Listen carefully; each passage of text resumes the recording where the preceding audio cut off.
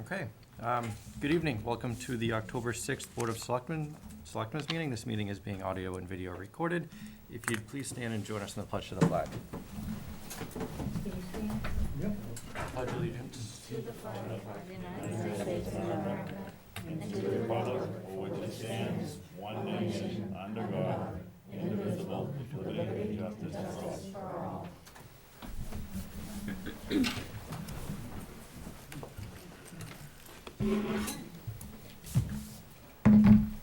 Okay, first thing on the agenda is the Boston Post cane ceremony for Ralph Robbins. The Historic Commission is here, and I believe they'll explain the history of the Boston Post cane.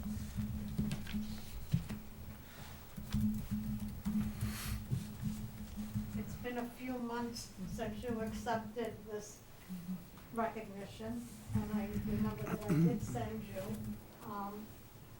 a replica, the history of the Boston Post cane.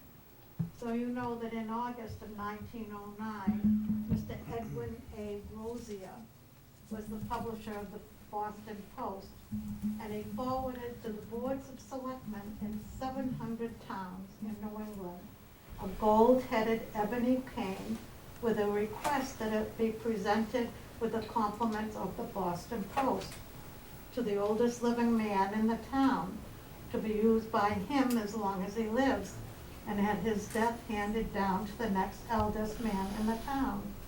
The cane remained the property of the town and not of the man who received it. The custom was expanded to include women in 1930. The canes were all made by J.F. Bradley and Company, a New York manufacturer. The manufacturer used ebony shipped in 7-foot lengths from the Congo in Africa. They were cut to cane lengths, seasoned for 6 months, turned on lathes to the right thickness, and then coated and polished. Each cane donned a 14-karat gold head, 2 inches long, decorated by hand, and a furled tip. The head was personalized for each town and engraved with the inscription, presented by the Boston Post to the oldest citizen of name of the town to be transmitted. The Board of Selectmen was to be the trustees of the cane and keep it always in the hands of the oldest citizen. No Connecticut towns were included, and only 2 towns in Vermont are known to have canes. We no longer ask that the cane be replaced and returned to us, so you will be presented with a replica of the cane, and you'll see the engraved head and the tip. And the cane is made by a company in New Hampshire, is that what you said? I think so. Yes. Yes. So enjoy it, and the family enjoy it as well. Congratulations to you. Thank you. It's wonderful to meet you, Thank and you. to meet you, Jean, Thank and you. your family. Thank you very Thank you. much. Thank you. Would you like to introduce your family that's here with you? I'll do it again. This is, of course, Ralph, and my son, and my daughter-in-law, Debbie, and Anthony, again, Anthony. And this is John, nephew, actually, right, by marriage, and Beverly, and, yep, and Amanda, and Great niece and great niece. so we have nice members.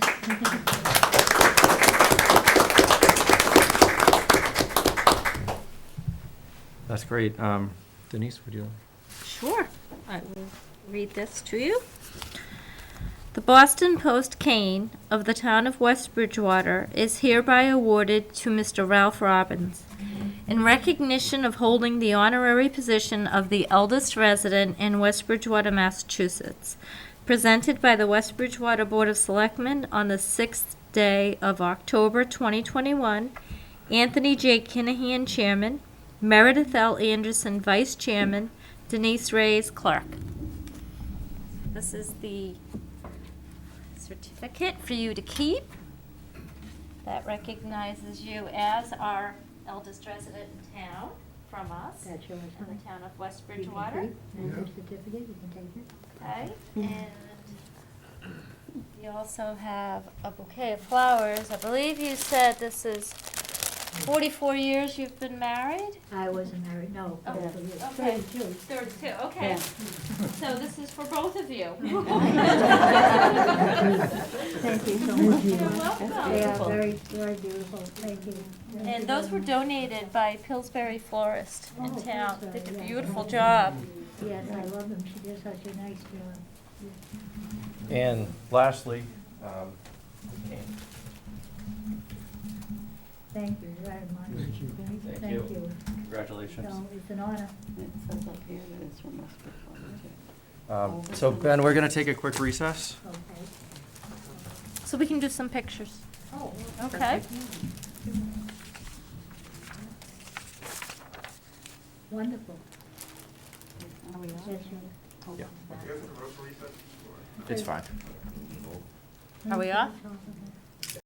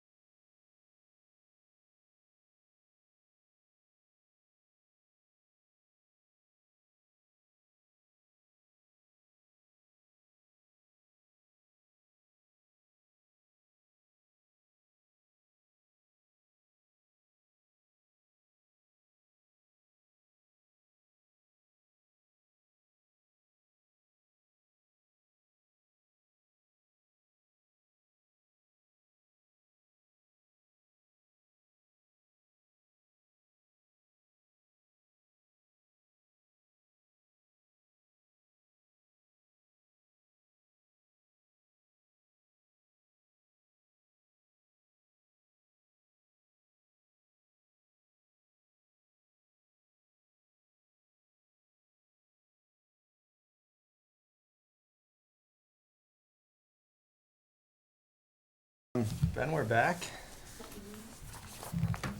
Next on the agenda, we have approving the meeting minutes of July 7th. Anyone? So moved. Second? All in favor? Aye. Aye. Aye. And accept for review the meeting minutes of August 4th. So moved. Second? All in favor? Aye. Aye. Ratify GIS Administrator's contract. In a few weeks ago, maybe a month, maybe two, we discussed this in executive session and negotiated terms of a contract with the GIS coordinator.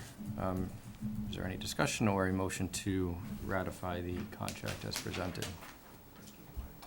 And just so the board is aware, there is technically two contracts. There is one that covers the remainder of this year, and then a 3-year contract that starts on July 1st, July 1st of 2021? 2022. 22, okay. Any comment, motion? I'll make a motion to approve both contracts. Second. All in favor? Aye. Aye. Okay, transfer station, discussion of annual fees. In front of us is a spreadsheet that David put together. David, you can feel free to explain it if you'd like. Sure. So basically, we broke this into two segments. The top segment shows you from each year as to how many stickers we sold from FY17 through FY 2021. And then I just took an average. That's what my FY22 projected is. Our current fee of $85 per sticker. I had done analysis for the board back in 2014. At that time, our sticker was only $65. We increased it to $85, but that was still woefully low in comparison to most other towns. The idea is having a fee is to cover the service. You don't want to make money, you just want to cover the service. And you can see in every single year in red as to how much money we are actually losing at the transfer station, which means that we're actually taking the rest out on the tax rate. So the idea is that we should be charging a fee to cover the service.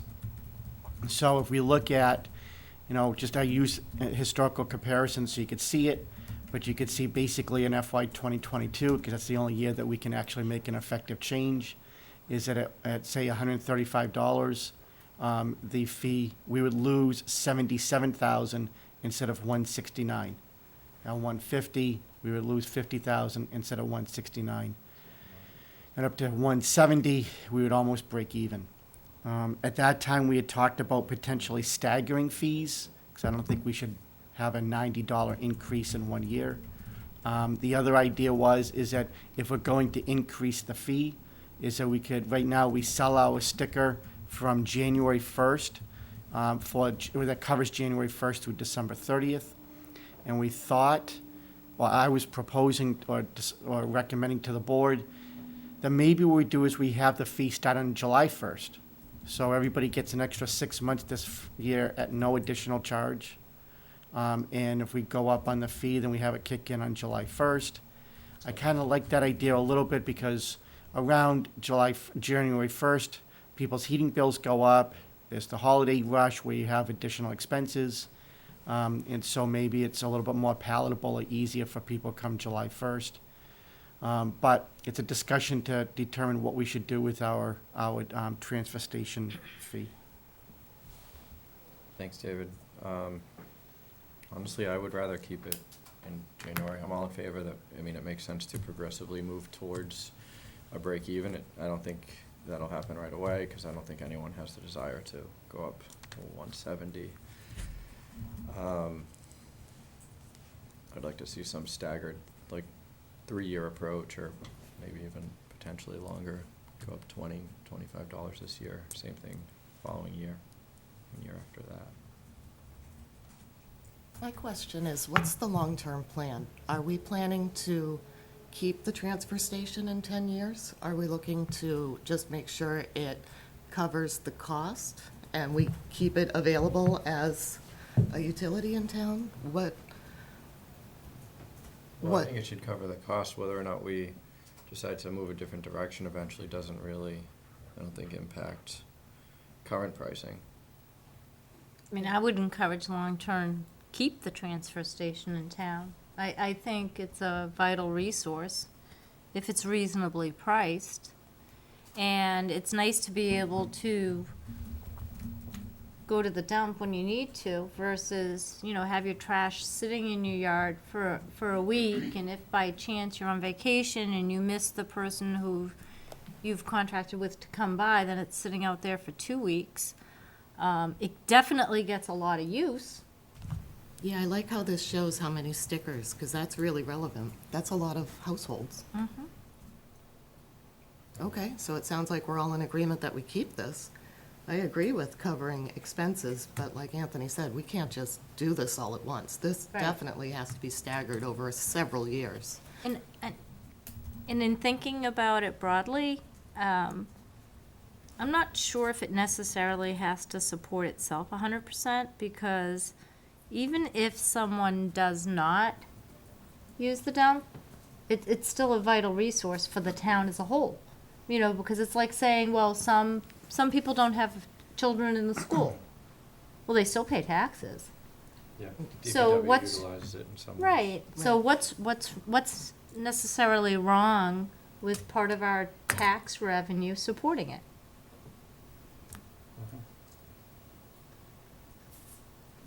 From a concept point of view, though, I do like the idea of it being closer to a net. If we're gonna continue to support this, it should pay for itself or come pretty close to it. Otherwise, we should give everyone in town a dump sticker with their real estate taxes. Right, but the point I was making is that why does the dump have to support itself?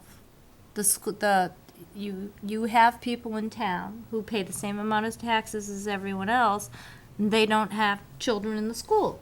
But the concept is, you live in the town, you support the resources of the town. So in this instance, in my eyes, it's the same thing. Well, Why does the tax revenue have to pay the deficit, the difference? Why, I mean, why is it wrong for the tax revenue well, to pay the school half difference? is required by law. We don't have to have a transfer station. There's many towns that just, private companies, you call a private company and get trash pickup. We have the option of doing that. I don't think anyone wants to do that. Right. But I think it's very different than a school where there's no requirement to have a transfer station. Okay, but there's other resources in town that are the same concept, Council on Aging. Yeah. I mean, it's for the betterment of the entire town. yeah, we just changed the building prices, the permit prices, to make the building department self-sufficient, which I think makes very much sense. That makes sense. So, is there I mean, 135, I'm feeling a little sticker shock there. I put together, I just threw this together. It's Okay. over 4 years. If you want a copy, David. So $20 a year gets us to, so right now, we're at about $170,000 loss, assuming an increase in the budget and a decrease in volume. 147 next year, 128 the following year, 111 down to 95 a couple years later, 4 years later. Slow progression. That's not gonna bring it to It's not, I don't think it will not even gonna ever bring it be to there. halfway. I mean, we can do more than that but I do agree, there is some benefit to the town. The town utilizes the transfer station as well. So I do agree that it's acceptable for a portion of it to be subsidized by tax revenue. And looking at the whole budget, this isn't a huge amount at No. all. I like this $20 increment that you've put together. So that means for this upcoming year, FY '23, it would be $105 for the sticker. You're proposing January 1st instead of July 1st? I like keeping it in January. I don't think I do people like too. much change. That would at Um, least keep it consistent. And if we're announcing it now, that would give everyone enough notice. That would be, well, that's not 6 months' notice, that's 2.5 months' notice. To save up $20. Yeah. I think we have to do a progressional increase. I think I $20 agree. a year is Yeah. reasonable.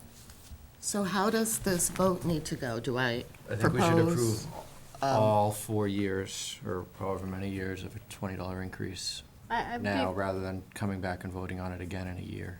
I wouldn't want to do 4 years. I would want to do 1 year and see where we are then. When was the last time we raised the price?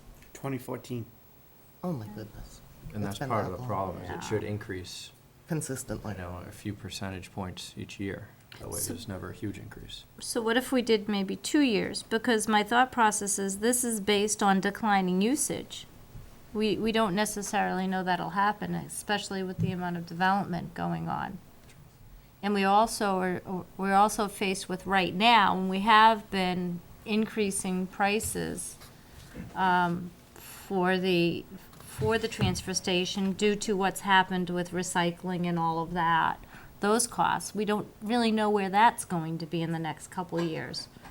So I think it would be fair to just do it for 2 years for now, see where we are then, and then reassess.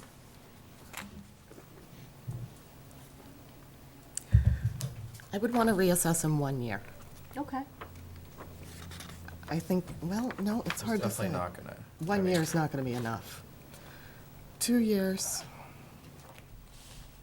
I guess that makes sense, because you're right, with all the new development in town, we can determine how much of the new development is actually utilizing the transfer station. Yeah, I'd like to, so we would propose it all the way to FY '24, that would bring the sticker to 105. Actually, I should have put calendar year. So it'll be calendar year 22 So this is and calendar 21. year 23. So calendar year '22, this upcoming January 1st, proposing going to 105. Yep. And then January 1st, 2023, going to 125. Mhm. And then what, we reevaluate that July? Mm-hmm. So July 1, '23. So is that a motion? So moved. Is there a second? I'll second. All in favor? Aye.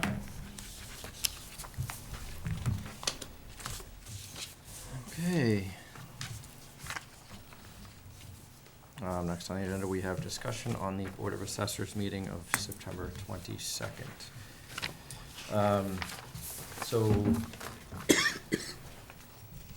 during the Board of Assessors meeting, there was a confrontation between the principal assessor, John Donahue, and a town resident that was there to discuss his tax bill. During that meeting, the principal assessor had stood up on 2 occasions, kind of provoking violence, asking the resident if he would like to step outside. He did that on 2 occasions. I think that, or I know this board feels that that was totally inappropriate of a behavior for a town official or a town employee. My personal experience with this assessor has actually been pretty good over the past 6 years I've been a selectman. I can't say that I've had any bad interactions with him, but we have received a number of complaints. David has issued a number of no trespass orders against him from residents who are concerned with this behavior that it could occur on their property should he ever visit their home for an inspection. That causes an issue with him being able to do his primary function of assessing property if he's not allowed on a number of properties in town. As I said, his actions at that meeting were totally inappropriate. I think it makes sense for us to formally request his resignation. I think it's what's best for the Board of Assessors, what's best for the town, and what's best for him. The matter is under investigation, so it could cause potential issues for him, could cost us money. So I would like to make a motion to request the formal resignation from the principal assessor. So moved. I agree. That behavior was absolutely unprofessional. I myself also have never had a negative interaction with the principal assessor, but that behavior is so unprofessional, so unbecoming. And also the fact that the calculation was so wrong brings up a whole different set of concerns. So I strongly agree. I believe the principal assessor should be asked to resign. So I agree as well that the behavior was very unprofessional, especially from someone who has direct influence over someone's finances. Probably amongst the most expensive bill a homeowner may have, and that they walk into that door with the trust that they would be treated fairly and heard versus threatened and then attempted to be followed out the door. I think the behavior was completely unprofessional. Simply, we cannot risk it being repeated in the future, or especially during executive session, which the public isn't privy to. And so I would agree. The motion's been seconded, or I'll second the motion, that yes, we should ask for his formal resignation immediately. Okay, all in favor? Aye. Aye.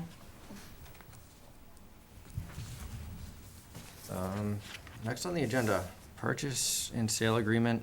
Is this just another extension, David? Yes. Until when? March 30th, 2022. Okay. There are two extensions, one for the purchase and sale agreement and the second for the escrow agreement, because we're holding $12,000. Okay, is there a motion to approve the amendment? So moved. Second. All in favor? Aye. Aye. Public comment period. Anyone? Hello, public. Thank you. Town administrators report. Thank you, Mr. Chairman. So I have a bunch of good news in here. One is the FY22 state earmark. Our state rep, Michelle Dubois, filed a bunch of earmarks on behalf of the town. One was for a $20,000 earmark for Conservation Commission-related work, and that was approved as part of the FY22 budget, excuse me, that just recently got signed. So I'm going to sign the grant, and the commission will then have until the end of the year to determine how they want to utilize the funds. The idea is to either reinvest into some of our trails or do some educational kiosks. So I think that's great news. Next is I am required by September 30th of every year by state law to provide the school department with what their net school spending is. Net school spending is a combination of what we actually fund them in their budget this year, which was about $14 million, and notify them of all expenses that the town pays per a formula established by the state that is not included in their budget, but is school-related expenses, which this year came out to a little over $6 million. So the following page will actually show that the town supports the school a little over $20 million. That has been filed with the school, and they are aware of it. The next one, electrical update. Sometimes, as the old saying is, it's better to be lucky than good. We weren't sure as to whether or not we were going to go out to bid. We thought that it would be the right thing to do. It would attempt to save our residents some money. Again, there's no benefit directly to us, except that it was an opportunity to give them an opportunity to save money. We were a little bit disappointed when the pricing came in at the $11,350 because we were hoping it would be better, but we had been forewarned the National Grid could be as high as 15 to 16 cents. And guess what? Their new rate is now going to be $14.82. So we're going to save everybody, if they choose to stay signed up with it, 3.5 cents per kilowatt guaranteed between November through May. And obviously then National Grid goes back out. You could see in the industrial side that we're going to save our industrial customers actually 6 cents per kilowatt. It's a lot of money, you know, and they don't have to do anything. So I think that worked out really well. Next, again, very good news from Mass DOT. DOT has approved our heavy commercial vehicle exclusion on Scotland Street. So I do need the Board of Selectmen to take a vote, or ask the Board of Selectmen to take a vote, that you will now include a heavy commercial vehicle exclusion, excuse me, on Scotland Street as part of the Board of Selectmen traffic rules and regulations. And if you do take that vote and it is approved, we will then include it into our binder. I will contact the Highway Department. The DPW will then post their signs. Bridgewater will be notified, and the Police Department will be notified as well. All right, thank you, David. Is there a motion? So moved. Second. All in favor? Aye. Aye. Thank you. And the last one is that I want to give a lot of credit to John Delano, who is our conservation agent. He has filed our annual MS4 permit with the EPA. It's a federal requirement that is due by October 1st of every single year. It is a lot of work. We pay him a little over an $8,000 stipend to do it, and I can tell you that neighboring towns spend between $20,000 to $25,000 normally to hire an outside vendor. So John just really does a nice job. It's a requirement. We have to do it. He has filed it, and I'm just informing the board that we have complied with the regulation. And that is my report. Thank you, David. With no additional business, is there a motion to adjourn?